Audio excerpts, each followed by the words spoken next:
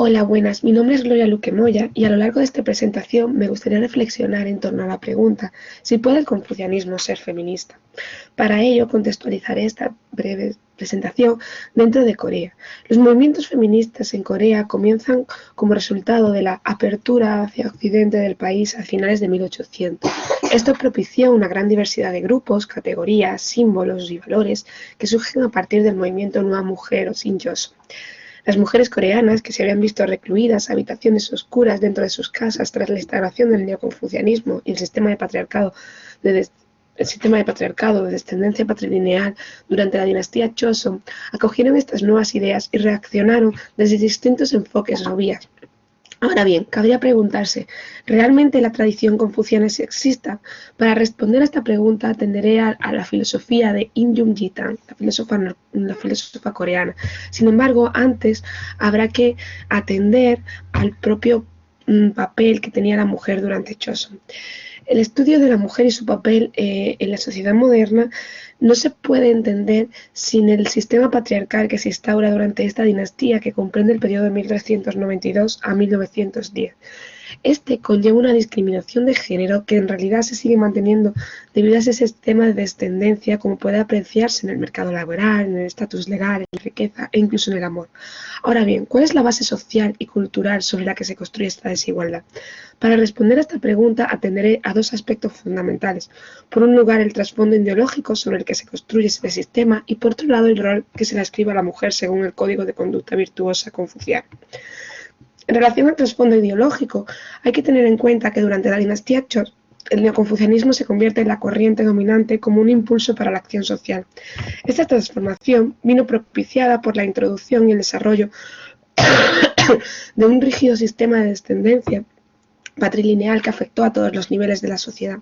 Ahora bien, la receptividad ante este nuevo sistema se introduce por el atractivo que mostraba esta corriente a la época en general y en concreto a los aristócratas de finales de la dinastía Koryo en particular, que realizaban unos sistemas de exámenes civiles y se veían trasladados fuera de su región de origen. En este sentido, en el que se ven trasladados, se van a instaurar o situar como el patriarca de una nueva familia, en la que se sitúa con una posición de poder y autoridad absoluta, controlando y dominando a todos los miembros de la familia. En contraste, la mujer o su estatus que forma parte de esa familia del hombre y de la hija que no continúa esa línea de descendencia paterna fue bajo, convirtiéndola finalmente en seres meramente sumisas. ¿Cuál va a ser entonces el rol de la mujer? Pues en esta situación en la que el patriarca va a tener todo el poder y la mujer que se casa o de la hija que no continúa la línea de descendencia fue bajo, se va a ver cómo esa desigualdad se refleja o tiene consecuencias en los aspectos más nimios de la vida cotidiana.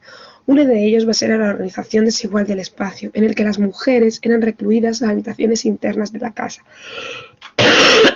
Un segundo punto va a ser la discriminación en el propio culto a los antepasados, una serie de acciones rituales esenciales dentro del confucianismo y por supuesto el neoconfucianismo. Y en tercer lugar, esta división se va a mantener en la esfera económica, en la que se va a ver cómo el patriarca va a ser el que gestione los bienes inmuebles y agrícolas, en contraposición a la mujer, que a lo sumo podrá gestionar esas transacciones económicas cotidianas. En este contexto, ¿qué nos puede decir Im Jung-Jitan o qué aporta la reflexión de Im Jung-Jitan? Contextualizando un poco su vida, Im Jung-Jitan nació en 1721 en Janson, en la provincia de Gyeonggi, y murió en 1793. Y lo que caracteriza su biografía es una vida de infortunios. Su padre, un mero magistrado local, murió cuando ella solo tenía 7 años, llevando a sus 6 hermanos y a su madre a vivir en diferentes lugares gracias a la beneficencia de sus familiares. Aunque se casó a los 19 años con Sin Kwang-kyu, tan solo 8 años después fallece, dejándola sin hijos a su cargo. Ni siquiera su sobrino adoptado sobrevivió. Siguiendo la tradición neoconfuciana, Im no se volverá a casar y se quedó en casa de su marido, sirviendo a sus suegros hasta que estos murieran. De este modo, Im experimentó toda una vida de infortunios o todos los infortunios que podía vivir una mujer en la época Joseon, quedando sin nadie del que depender. Hay que tener en cuenta que las relaciones básicas para las mujeres eran la de la mujer con su padre, que no la tiene, la de la mujer con su marido, tampoco, la de la mujer con su hijo, que tampoco. Sin embargo, estas desgracias no le impidió dedicarse al estudio de los clásicos confucianos y elaborar una reflexión propia. De hecho, tanto fue así que sus escritos fueron publicados póstumamente por su hermano In Chong-yu y su cuñado Sin Kwang-wo en la obra titulada Yunjitan Yuko, las escrituras que quedaron de Yunjitan.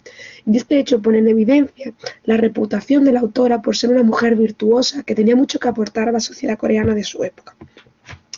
En relación a su pensamiento, hay que tener en cuenta que In Yun-jitan va a llevar a cabo una renovación del neoconfucianismo de Joseon, haciendo una lectura profunda de los textos clásicos, como las Analectas de Kongzi o el libro de Mencio de Menzi, pero conociendo también de primera mano los principales temas de estudio que se debatían en su época, como el origen de los 4 comienzos y los 7 sentimientos o los conceptos claves del Iki. A lo largo de esta presentación, me gustaría atender a 2 aspectos claves de su pensamiento. Por un lado, la reivindicación de que hombres y mujeres son iguales por naturaleza, y en segundo lugar, siguiendo esta primera idea, la importancia de la educación femenina y la posibilidad de que las mujeres lleguen a convertirse en sabias, pues Junzi. En relación a la naturaleza humana, hay que tener en cuenta que en el confucianismo clásico no encontramos ninguna diferenciación entre hombres y mujeres basada en el sexo. Todo lo contrario, como han evidenciado especialistas recientes como Li Xiang, la diferenciación se realiza en base a los roles sociales y a las obligaciones que cada uno de ellos tiene que desempeñar en la sociedad. El término tradicional para designar a la mujer era funyu, esposa e hija, un término construido a partir de esas relaciones de la familia o ya de la que forma parte. Por este motivo, la crítica al confucianismo como filosofía sexista no puede fundamentarse en una concepción ontológica. De hecho, hay que tener presente que ni siquiera el término Junzi se refiere al hombre, sino que hace referencia a la persona virtuosa en general. In Yun-jitan va a recalcar este aspecto y lo hará en relación al debate candente en Corea en relación a la naturaleza humana presente en el neoconfucianismo.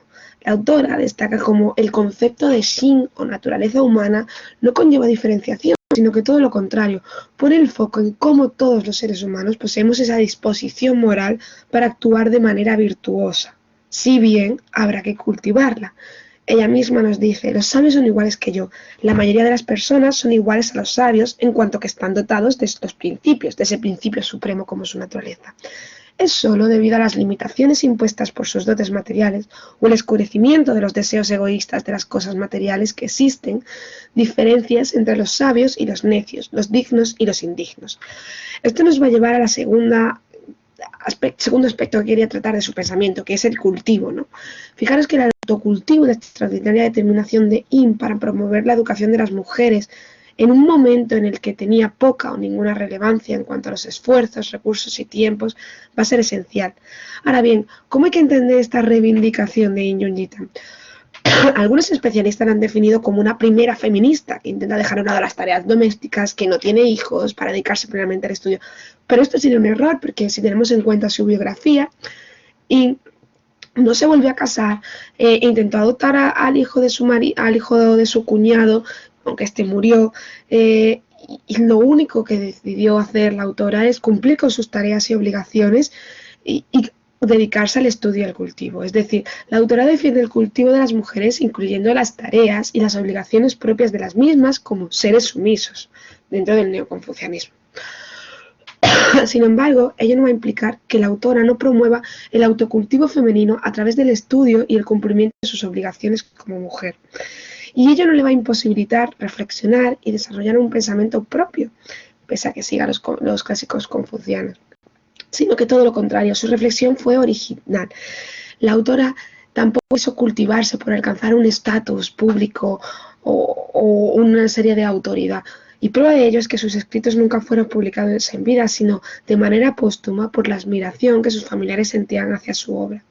En este sentido, se puede decir que In Yun-jitan sigue la vía del Tao, aquella que los sabios confucianos como Kongzi definieron en antaño y que, por circunstancias históricas, algunos habían decidido limitar solo y exclusivamente a los hombres.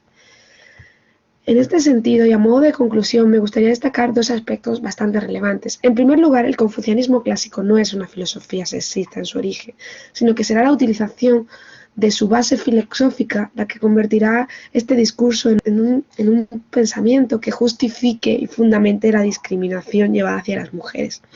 En segundo lugar, no solo los estudios recientes sobre el confucianismo evidencian este aspecto, sino que, en concreto, la obra de esta filósofa, en un contexto de profunda desigualdad, pone de manifiesto este aspecto. El caso de Yun Tang es un punto de inflexión que no solo va a servir para ejemplificar cómo el confucianismo no es sexista, sino que será una guía para futuras pensadoras y que además creará ese caldo de cultivo para los movimientos de la nueva mujer que surgirán en Corea a principios del siglo XX. Muchas gracias por vuestra atención.